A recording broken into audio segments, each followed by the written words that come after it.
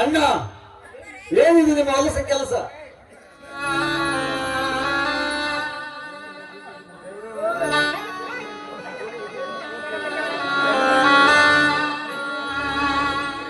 ಸ್ವಾಮಿ,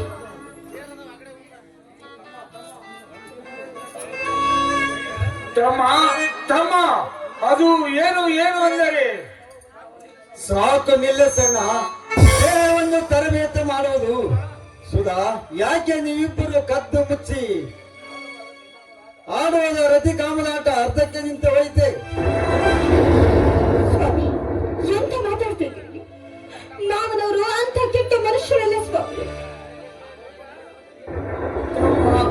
ನಾನು ತೋಟದ ಮನೆಯಲ್ಲಿ ಮಲಗಿಕೊಂಡಿದ್ದೆ, ಆದರೆ ಇಲ್ಲಿಗೆ ಹೇಗೆ ಬಂದು ಸುಧಾ ಪಕ್ಕದಲ್ಲಿ ಮಲಗಿದ್ದು ನನಗೆ ತಿಳಿದಿಲ್ಲ ತಮ್ಮ, ನನಗೆ ತಿಳಿದಿಲ್ಲ.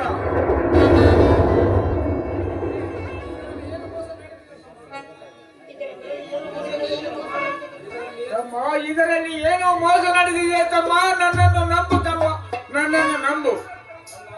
ಅಣ್ಣ, ಈ ನಾಟಕ ಬೇಡ. ದೇಹವನ್ನು ತರಬೇತಿ ಮಾಡುವಷ್ಟು ಮನಸ್ಸನ್ನು ತರಬೇತಿ ಮಾಡುವುದು ಸುಲಭವಲ್ಲ. ನನ್ನ ಅಣ್ಣ ದೇವರೆಂದು ನಂಬಿದ್ದೆ, ಆದರೆ ನೀನು ಅವಯವಗಳು ಎಲ್ಲವನ್ನು ಗಾಳಿಯಲ್ಲಿ ತೂರಿ ನಿನ್ನ ಕಾಮನ ದಾಹಕ್ಕೆ ತಮ್ಮನ ಹೆಂಡತಿಯೊಂದಿಗೆ ಮೋಹಗೊಂಡ್ಯಣ್ಣ. ತಮ್ಮ, ನಾನು ಹುಟ್ಟಿ ಇಟ್ಟಿ ಎತ್ತರಕ್ಕೆ ಬೆಳೆದರೂ ಜೀವನದಲ್ಲಿ ಒಂದು ಸಣ್ಣ ತಪ್ಪು ಮಾಡಿಲ್ಲ. ಆದರೂ ನನ್ನ ಬದುಕಿನಲ್ಲಿ 10 ಬಾರಿ ಸೋತರು ನಾನೊಂದು ಸತ್ಯದ ಕತ್ತು ಇಚ್ಚಿಗಿದವನಲ್ಲ ತಮ್ಮ, ಸತ್ಯದ ಕತ್ತು ಇಚ್ಚಿಗಿದವನಲ್ಲ. ಯಾರದು ಮೋಸದ ಆಟಕ್ಕೆ ಸೋತು ಕೊರಳು ನೀಡಿದ ಕುರಿಯಾಗಿ ಬಿಟ್ಟೆ ತಮ್ಮ, ಕೊರಳು ನೀಡಿದ ಕುರಿಯಾಗಿ ಬಿಟ್ಟೆ. ಯಾರನ್ನು ದ್ವೇಷಿಸಬಾರದು ಅಂತಿದ್ದೆ, ಈಗ ನನ್ನ ಮನದಟ್ಟ ಆಗಿತ್ತು. ಮನುಷ್ಯರನ್ನೇ ಪ್ರೀತಿಸಬಾರದು ಎಂದು. ನೀನು ಒಳ್ಳೆ ಮನುಷ್ಯನಾಗಿದ್ದರೆ ನನ್ನ ಹೆಂಡತಿ ನಿನಗೆ ಕೈ ಮಾಡಿ ಕರೆದಿದ್ದರು ಪರ ಸಿರಿಯರಂತೆ ತಾಯಿಯಂತೆ ತಿಳ್ಕೋಬೇಕಾಗಿತ್ತು. ಆಗ ನಿನ್ನ ದೇವರೆಂದು ಹಣೆ ಹಚ್ಚುತ್ತಿದ್ದೆ ನಿನ್ನ ಧೂಳಿನ ಪಾದಕ್ಕೆ. ಸ್ವಾಮಿ, ಧರ್ಮ ತುಂಬಿದ ಮನೆ ಇದು. ಈ ಮನೆಯಲ್ಲಿ ಏನು ನಡೀತಾ ಇದೆ, ಯಾಕೆ ನಡೀತಾ ಇದೆ ಅಲ್ವಾ? ಸ್ವಲ್ಪನಾದ್ರೂ ನೆನಪನ್ನ ಮಾಡಿಕೊಂಡು ದೇವರಿಗೆ ಎಲ್ಲೋ ಗುಡಿಯಲ್ಲಿರುವುದಿಲ್ಲ. ಮನುಷ್ಯನ ನಡೆ ನುಡಿಯಲ್ಲಿರ್ತಾರೆ. ನನಗೋಸ್ಕರ ಎಲ್ಲವನ್ನು ಕೂಡ ತ್ಯಾಗ ಮಾಡಿದ್ದೀರಿ ನೀವು. ಹೀಗಿರ್ಬೇಕಾದ್ರೆ ನಾನೇಕೆ ಎಡವಲು ಹೇಳಿ? ಎಡವಲಿಲ್ಲ, ಕಾಲ ತೊಡಕಾಗಿ ಕೊಚ್ಚಲ್ಲೇ ಬಿದ್ದಿ ನೀನು. ಆಸೆ ನಾಶಕ್ಕೆ ಮೂಲ ಈ ಶರೀರ ಭಾವಂತೆ ಚಪಲ. ಲೇಸುದ ಅವಯವಗಳು ಎಲ್ಲವನ್ನು ಹತ್ತಿಕ್ಕಬೇಕಾಗಿತ್ತು. ನೀರಾಗುವ ಕುಂಕುಮ ನೀನು ನಿಲ್ಲಿಸಬೇಕಾಗಿತ್ತು. ಸ್ವಾಮಿ, ದಯಮಾಡಿ ಇಂಥ ಕೆಟ್ಟ ಮಾತುಗಳನ್ನು ಮಾತಾಡಬೇಡಿ. ಇಂಥ ಕೆಟ್ಟ ಮಾತುಗಳನ್ನು ಕೇಳುವಂತ ಹೆಣ್ಣು ನಾನಲ್ಲ. ಹೌದು ಸುಧಾ, ಗಂಡ ಮನೆ ಬಿಟ್ಟು ಹೊರಗಡೆ ಹೋದ ಮೇಲೆ ಅಣ್ಣನನ್ನ ಮಾವನನ್ನ ಕರೆದುಕೊಂಡು ರತಿ ಕಾಮದ ಆಟ ಅರ್ಧಕ್ಕೆ ದುಶ್ಚಟಕ್ಕೆ ಕೈ ಹಾಕುತ್ತಿದ್ದಿಲ್ಲ ನೀನು. ಆದರೂ ಮಾಡುವ ಜಾಣ್ಮೆಯು ಈ ಸಮಾಜದಲ್ಲಿ ಯಾರೂ ಇಲ್ಲ. ತಮ್ಮ, ಸೀತಾ ಮಾತೆಯಷ್ಟೇ ಪವಿತ್ರವಾದ ಸುಧಾರದ ಬಗ್ಗೆ ಬಾಯಿಗೆ ಬಂದಂತೆ ಬಯ್ಯಬೇಡ. ನೀನು ನೋಡಿದ್ದು ನಿಜ, ಆದರೆ ಅವಳಿಂದ ನನ್ನಿಂದ ಯಾವ ತಪ್ಪು ನಡೆದಿಲ್ಲ.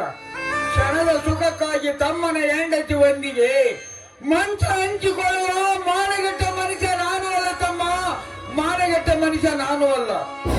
ಸುತ್ತು 40 ಹಳ್ಳಿಯಲ್ಲಿ ನ್ಯಾಯ ಹೇಳುವ ಈ ನಿನ್ನ ಧರ್ಮದ ಅಣ್ಣ ತಪ್ಪು ಮಾಡಿಲ್ಲ ತಮ್ಮ, ತಪ್ಪು ಮಾಡಿಲ್ಲ. ಶಬಾಷ್ ಅಣ್ಣ, ಶಬಾಷ್. ಮಾನ ಮರ್ಯಾದೆ ಎಂಬ 5 ಅಕ್ಷರ ಅರ್ಥ ನಿನಗೆ ಗೊತ್ತಿದ್ದರೆ ಕದ್ದು ಮುಚ್ಚಿ ತಮ್ಮನ ಹೆಂಡತಿ ರತಿ ಕಾಮದಾಟ ದುರ್ಚಟಕ್ಕೆ ಕೈ ಹಾಕುತ್ತಿದ್ದಲ್ಲ ನೀನು. ಸ್ವಾಮಿ, ನಿಮ್ಮ ಕಾಲಿಡಿದು ಬೀಳ್ಕೊಳ್ತಾ ಇದ್ದೀನಿ ನೋಡಿ. ನನ್ನ ಮಾತನ್ನ ಸ್ವಲ್ಪ ಕೇಳಿ. ಸಾವಿರಾರು ಜನಗಳ ಮಧ್ಯದಲ್ಲಿ ನನ್ನ ಕೈ ಹಿಡಿದು 7 ಹೆಜ್ಜೆಗಳನ್ನು ಇಟ್ಟು ನಿಮ್ಮ ಕೈಯಾರೆ ಈ ನಿಮ್ಮ ಹೆಂಡತಿಯ ಕೊಳ್ಳಿಗೆ ತಾಳಿಯನ್ನು ಕಟ್ಟಿದ್ದೆ. ತಾಳಿ ಕಟ್ಟಿರುವ ಈ ನನ್ನ ದೇವರಿಗೆ ಎಂದೂ ಕೂಡ ನಾನು ದ್ರೋಹ ಬಗ್ಗಿಲ್ಲ. ನಾನು ಭಾವನವರು ಯಾವ ತಪ್ಪನ್ನು ಮಾಡಿಲ್ಲ. ಈ ನನ್ನ ಮಾತು ನಿಮ್ಮ ಪಾದ ಸಾಕ್ಷಿಯಾರಿಗೂ ಸತ್ಯ ಸ್ವಾಮಿ, ಸತ್ಯ. ಹೌದಾ? ಹಾಗಾದರೆ ಮಲಗಿಕೊಂಡು ಹೇಗೆ ಬಂದು ಮಲಗಿಕೊಂಡ? ನಾನು ಮನೆಯಲ್ಲಿಲ್ಲದನ್ನು ಕಂಡು ನೀನೇ ಅವನನ್ನು ಕರೆಸಿಕೊಂಡಿರಬೇಕು ಅಲ್ಲವೇ ನಿನ್ನ ಮಗಳು? ತಮ್ಮ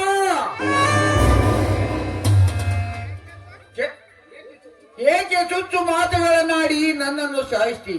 ಇದರಲ್ಲಿ ಏನು ಮೋಸ ನಡೆದಿದೆ ತಮ್ಮ? ಆ ಕಪಟ ಮೋಸವನ್ನು ನಂಬಿ ಈ ನಿಮ್ಮ ಸುಂದರವಾದ ಕುಟುಂಬವನ್ನು ಹಾಳು ಮಾಡಿಕೊಳ್ಳಬೇಡಿ. ವಯಸ್ಸಿನಲ್ಲಿ ನೀನು ಚಿಕ್ಕವನು, ಆದರೆ ನಿನ್ನ ಕಾಪದ ಆಟದಿಂದ ನಿನ್ನ ಕಾಲಿಡಿದು ಬೇಡಿಕೊಳ್ಳುತ್ತೇನೆ. ನನ್ನ ಮತ್ತೆ ಸುಗಲದ ಮಧ್ಯೆ ಆದರದ ಅಪವಾದವನ್ನು ವರಿಸಬೇಡ ತಮ್ಮ, ವರಿಸಬೇಡ. ಅವಳು ಸತಿ ಸಾವಿತ್ರಿ ಅಂತವಳು, ಅಷ್ಟೇ ಅಲ್ಲ ಗಣತಿ ಗಂಗಮ್ಮನಂತವಳು. ಸಾಕು ಮಾಡಣ್ಣ ನಿನ್ನ ಸುಳ್ಳಿನ ಪುರಾಣ.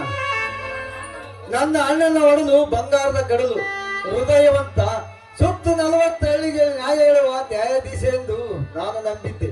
ಆದರೆ ನೀನು ಅವಯವಗಳು ಎಲ್ಲವನ್ನು ಗಾಳಿಯಲ್ಲಿ ತೂರಿ ತಮ್ಮನ ಹೆಂಡತಿ ಒಂದಿಗೆ ನಿನ್ನ ಪ್ರೀತಿಯ ಚಕ್ರ ಯುಗದಲ್ಲಿ ಸಿಲುಕಿಸಿಕೊಂಡು ನನ್ನ ಬಾಳನ್ನೇ ಕತ್ತಲಲ್ಲಿ ಕಣ್ಣೀರ ಕೈಯಂತೆ ತೊಳೆದಂತೆ ಮಾಡಿದ್ಯಾ? ನೀನು ಅಣ್ಣನಲ್ಲ, ಮೈಯಲ್ಲಿ ವಿಷದ ಜಾಲಿ ತುಂಬಿಕೊಂಡಿರುವ ಕೆಟ್ಟ ಸರ್ಪ. ಲೇ ಸುಧಾ, ನಾನು ನಿನ್ನ ಕೊರಳಿಗೆ ತಾಳಿ ಕಟ್ಟಿದನ್ನು ಬಿಚ್ಚಿಕೊಟ್ಟು ಈ ನಿನ್ನ ಭಾವ ಎಂಬ ಮಿಂಡನಿಗೆ ಜೊತೆಗೆ ಎಲ್ಲಾರ ಹೋಗಲಿ. ದಯವಿಟ್ಟು ಅಂತ ಮಾತನ್ನ ಮಾತಾಡಬೇಡಿ. ಒಂದು ಹೆಣ್ಣಿಗೆ ಬೇಕಾದ 5 ಶೃಂಗಾರದ ಮೇಲೆ ಆಣೆ ಮಾಡಿ ಹೇಳ್ತಾ ಇದ್ದೇನೆ. ನಾನು ಯಾವತ್ತೂ ಕೂಡ ತಪ್ಪು ದಾರಿಯಿಂದ ತುಳಿದಿಲ್ಲ ಸ್ವಾಮಿ. ನನ್ನ ಮಾತು ನನ್ನ ಹೆತ್ತವರ ಆಣೆಯಾಗಿಯೂ ಸತ್ಯ. ದಯವಿಟ್ಟು ನನ್ನ ಮಾತನ್ನು ಕೇಳಿ ಸ್ವಾಮಿ, ಕೇಳಿ. ನಿನ್ನ ಮಾತು ಲೇ ಸುಧಾ, ಮಳ್ಳಿ ಮಳ್ಳಿ ಮಂಚಕ್ಕೆ ಕಾಲು ಎಷ್ಟೆಂದರೆ 6 ಕಾಲಗಳೆಂದಿದ್ದರಂತೆ. ಅದರಂತೆ ತಲೆ ತುಂಬ ಸೆರಗ ಹೊತ್ತು ಆ ಸೆರಗ ಮಸಿಗಿನಲ್ಲಿ ಯಾರಿಗೆ ಗೊತ್ತಾಗಲಾರದಂತೆ 106 ಗಂಡಸರಿಗೆ ಸೆರಗಾಸುವ ಗೈಯಾಳಿಯನ್ನು ನೀನು. ಆದರಿಗಿತ್ತಿಗೆ ನನ್ನ ಮನೆಯಲ್ಲಿ ಸ್ಥಾನವಿಲ್ಲ, ಹೊರಟು ಹೋಗಲೇ ಹೆಜ್ಜೆ ತಪ್ಪಿದೆ ಹೇಗೆ? ಏ ಪಾಪಿ, ಹಗಲಿರುಳು ನಿನ್ನ ಏಳಿಗೆಗಾಗಿ ಪರಿತಪ್ಪಿಸಿದ ಸತಿಗೆ ಒಡೆಯಲು ಮುಂದಾದಿಯ ಚಾಂಡಾಲ. ಈ ನನ್ನ ತಾಯಿ ಸಾಕ್ಷಾತ್ಕಾರ ಹೇಮರೆಡ್ಡಿಯ ಮಲ್ಲಮ್ಮನಂತವಳು. ಈ ತಾಯಿಯ ಬಗ್ಗೆ ಇನ್ನೊಮ್ಮೆ ಹೊಲಸು ನುಡಿಗಳನ್ನು ನುಡಿದರೆ ಕ್ಷಣದಲ್ಲೇ ನಿನ್ನನ್ನು ನಿಜಾಂಶ ಅರ್ಥ ಮಾಡಿಕೊಂಡು ಮಾತನಾಡಬೇಕು. ಅದನ್ನು ಬಿಟ್ಟು ಬಾಯಿಗೆ ಬಂದಂತೆ ಬಾಳ್ಬಡಲೆ ಮುಟ್ಟ.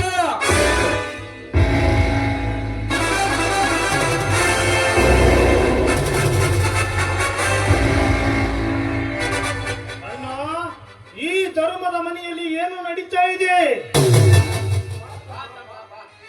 ಬಾ ತಮ್ಮ ಬಾ.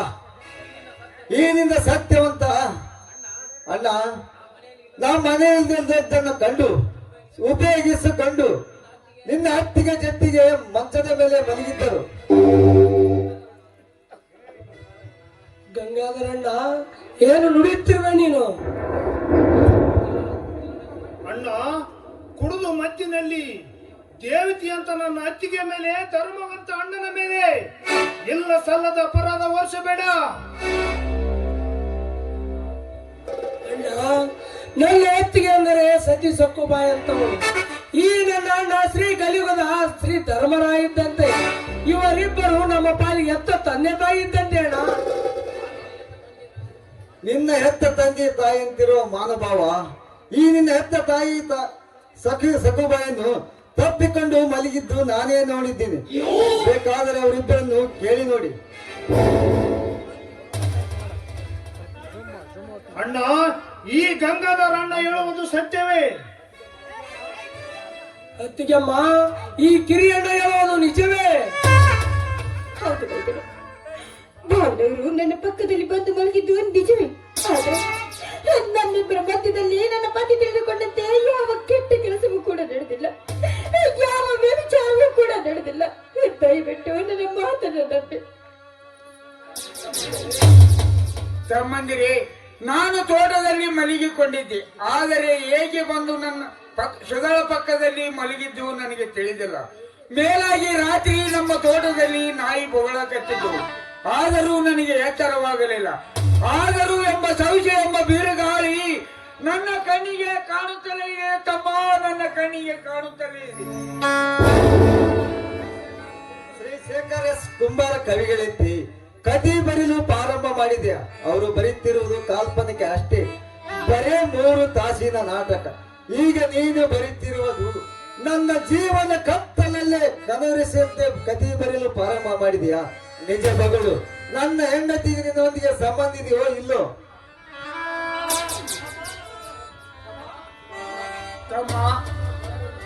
ತಮ್ಮ ನನ್ನನ್ನು ನಂಬು ತಮ್ಮ, ನನ್ನನ್ನು ನಂಬು. ನಾನು ಒಂದು ಅಂತ ಕೆಟ್ಟ ನೀಚ ಕೆಲಸ ಮಾಡಿಲ್ಲ. ಇದು ಸತ್ಯ, ಇದು ಸತ್ಯ. ಹೌದ್ರಿ, ಮಾವನವರ ಮಧ್ಯದಲ್ಲಿ ನನ್ನ ಮಧ್ಯದಲ್ಲಿ ಯಾವ ಕೆಟ್ಟ ಅಪವಾದವೂ ಕೂಡ ನಡೆದಿಲ್ಲ. ದಯವಿಟ್ಟು ನನ್ನ ಮಾತನ್ನ ಕೇಳಿ. ಒಂದು ಕೆಲಸ ಮಾಡಿ, ಅಂತ ಅನುಮಾನ ನಿಮಗೆ ಇದ್ದಿದೆ ಆದ್ರೆ ಈ ಕ್ಷಣವೇ ಡಾಕ್ಟರ್ ಬಳಿಯಲ್ಲಿ ಕರೆದುಕೊಂಡು ಹೋಗಿ ನನ್ನನ್ನ ಚೆಕ್ ಮಾಡಿಸಿ ಸ್ವಾಮಿ. ವಲಸೆ, ನಾನು 4 ಮಧ್ಯದಲ್ಲಿ ಮರೆದಿಟ್ಟುಕೊಂಡು ಬಾಳಿದವನು. ನಿನ್ನಿಂದ ದೂರ ನಾನೇ ಇರುವುದು ಉತ್ತಮ. ನಿಲ್ಲುವಣ್ಣ, ನೀನು ಕಣ್ಣಾರೆ ಕಂಡ, ನೀನು ಮನೆ ಬಿಟ್ಟು ಹೋದರೆ ನೀನು ಕಣ್ಣಾರೆ ಕಂಡ ವೀನ ಕೃತ್ಯಕ್ಕೆ ಪರಿಹಾರ ಸಿಗುವುದೇ? ಹೇಳಣ್ಣ, ಹೇಳು. ಅಣ್ಣ, ಇದರಲ್ಲಿ ಏನೋ ಮೋಸ ನಡೆದಿದೆ. ಸ್ವಲ್ಪ ದಿನಗಳ ಮೇಲೆ ತಾನೇ ಗೊತ್ತಾಗುತ್ತದೆ. ಅಲ್ಲಿಯವರೆಗೂ ಈ ನಮ್ಮ ತುಂಬಿದ ಸಂಸಾರದ ಮಾನ ಮರ್ಯಾದೆಯನ್ನು ಗೌಪ್ಯವಾಗಿ ಇಡೋಣ ಅಣ್ಣ. ಏ ಚಂದ್ರ, ನೀನು ಹುಚ್ಚರಂತೆ ಮಾತನಾಡಿ ನನ್ನನ್ನು ಹುಚ್ಚನಾಗಿ ಮಾಡಬೇಡ. ನಾನೇ ನನ್ನ ಕಣ್ಣಾರ ನೋಡಿದ ಮೇಲೆ ಮತ್ಯಾವ ಸಾಕ್ಷಿ ಬೇಕು ನಿನ್ಗೆ? ನನಗೆ ಇವರಿಬ್ಬರು ಮುಖವನ್ನೇ ನೋಡೋದಕ್ಕೆ ಅಸಹಾಯವಾಗುತ್ತದೆ. ನಾನೇ ಮನೆಯಿಂದ ಹೊರಟು ಹೋಗುತ್ತೀನಿ. ಹೋಗಬೇಡಪ್ಪ, ಹೋಗಬೇಡ ತಮ್ಮ. ನೀನನ್ನು ಈಟಿರುವಾಗಲೇ ನೀನು ಬೇಡಿದ್ದನ್ನು ಕೊಡಿಸಿ ಕೈ ತುತ್ತು ಉಣಿಸಿ ಬೆಳೆಸಿದವನು. ನಿನ್ನ ಸಂಸಾರಕ್ಕೆ ಕೊಳೆ ಇಡುವಂತ ಮೂರ್ಖ ನಾನು ಅಲ್ಲ ತಮ್ಮ. ದಯಮಾಡಿ ನನ್ನ ದೇವತೆ ಅಂತ ಸೊಸೆಗೆ ಅಪವಾದವನ್ನು ವರಿಸಬೇಡ. ನಿನ್ನ ನಿಮಗೆ ಕೈ ಮುಗಿದು ಬೇಡ್ಕೊಡ್ತೀನಿ. ಎಲ್ಲಿ ಊರಿಗೆ ನ್ಯಾಯ ಹೇಳುವ ನ್ಯಾಯಾಧೀಶರು ನೀವು ಅವರ ಕಾಲಿಗೆ ಮಾತ್ರ ಬಿಡಬೇಡಿ. ಈ ನನ್ನ ಜೀವನವನ್ನ ಸರ್ವನಾಶ ಮಾಡಿದ ದ್ರೋಹಿಗಳು ಸಿಗೋವರೆಗೂ ನನ್ನ ಕೊರಳಿಗೆ ತಾಳಿ ಕಟ್ಟಿರುವ ಈ ನನ್ನ ಪತಿದೇವರು ಏನೇ ಅಂದ್ರೂ ಕೂಡ ಅದನ್ನು ಸಹಿಸಿಕೊಂಡು ನಾನು ಬಾಳ್ವೆ ಮಾಡ್ತೀನಿ. ಅಣ್ಣ, ತನ್ನ ಹೊಟ್ಟೆಯಲ್ಲಿ ಹುಟ್ಟಿದ ಮಕ್ಕಳಂತೆ ನಮ್ಮೆಲ್ಲರನ್ನ ಜೋಪಾನ ಮಾಡಿದ ಎತ್ತ ತಂದೆ ತಾಯಿಯಂತಿದ್ದ ಈ ದೊರೆ ತನ್ನ ಮಕ್ಕಳಿಗೆ ಮೋಸ ಮಾಡುವನೇ? ಹೇಳಣ್ಣ, ಹೇಳು. ತಮ್ಮಂದಿರ ಸುಖಕ್ಕಾಗಿ ಎಲ್ಲವನ್ನು ತ್ಯಾಗ ಮಾಡಿದ ಈ ದೇವಮಾನವನು ನಮ್ಮ ಹಂಚಿಕೆಯೊಂದಿಗೆ ಸರಸಲ್ಲ ಪಾಡುವನೇ? ಸಾಧ್ಯವಿಲ್ಲ ಅಣ್ಣ, ಸಾಧ್ಯವಿಲ್ಲ. ಸೂರ್ಯ ಚಂದ್ರ ಇವನು ಎಂತವನೆನ್ನುವುದು ನನಗೆ ಗೊತ್ತು. ಈ ರಾಕ್ಷಸ ಕರುಣೆ ಇಲ್ಲದ ಕಟಕ ಅಷ್ಟೇ ಅಲ್ಲ, ತಮ್ಮಂದಿರಿಗೆ ಮೋಸ ವಂಚನ ಮಾಡಿ ಈ ಸಮಾಜದಲ್ಲಿ ತಾನೊಬ್ಬನೇ ನ್ಯಾಯಾಧೀಶ ಎಂದು ಮೆರೆಯುವ ಸ್ವಾರ್ಥಿ ಅಣ್ಣ. ಇವನು ಎಲ್ಲರಿಗೂ ನೀವು ಇರಿ, ನಾಳೆ ಗೊತ್ತಾಗುತ್ತದೆ ಒಂದು ಉಸಿರುಳಿತ ನಟನೆ. ಸ್ವಾಮಿ, ನಾನೇನು ತಪ್ಪು ಮಾಡಿಲ್ಲ. ದಯಮಾಡಿ ನನ್ನನ್ನು ಬಿಟ್ಟು ಹೋಗ್ಬೇಡಿ ಸ್ವಾಮಿ, ನನ್ನನ್ನು ಬಿಟ್ಟು ಹೋಗ್ಬೇಡಿ. ಲಜ್ಜೆಗೆಟ್ಟ ಹೆಣ್ಣೆ, ಕಾಮನಾಸೆಗೆ ನನ್ನ ಅಣ್ಣನ್ನ ಇಟ್ಟುಕೊಂಡಿರಿಯೋ. ನಾಳೆ ಮತ್ತಾರು ಇಟ್ಟುಕೊಂತೀವಿ ಯಾರು ಕಾಣೆ.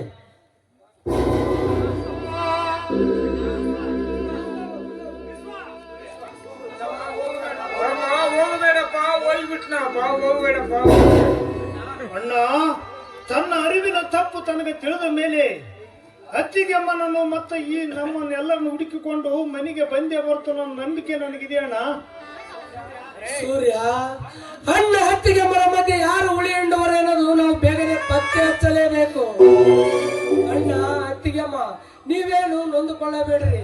ಈ ಅಪವಾದ ಸುಳಿಯಿಂದ ಹೊರ ತರುವಂತೆ ಮಾಡುವುದೇ ನಮ್ಮಿಬ್ಬರ ಕಾಯಕ. ಅತ್ತಿಗೆ, ನೀನು ಬೆರ್ತಿ ಗಂಗಾವಂತ ನನ್ನ ಅಣ್ಣನಿಂದ ಏಳಿಸುವುದೇ ನನ್ನ ಕರ್ತವ್ಯ. ಅಣ್ಣ ಬನ್ನಿ ಎಲ್ಲರೂ ಸ್ವಲ್ಪ ಮನಸ್ಸಿಗೆ ವಿಶ್ರಾಂತಿ ತೆಗೆದುಕೊಳ್ಳೋಣ. ಆದ್ರೆ ನನಗೆ ಸಂಪೂರ್ಣವಾದ ಅನುಮಾನವಿದೆ. ಆ ವಿಷಕಂಠೇಗೌಡ ಮತ್ತು ಆ ವಿರಾಟ್ ಅವರಿಬ್ಬರೇ ನನ್ನ ಬಾಳನ್ನು ಹಾಳು ಮಾಡೋದಕ್ಕೆ ಕಾರಣ ಆಯಿತು. ಹೌದಮ್ಮ, ನನಗೂ ಅವರ ಮೇಲೆ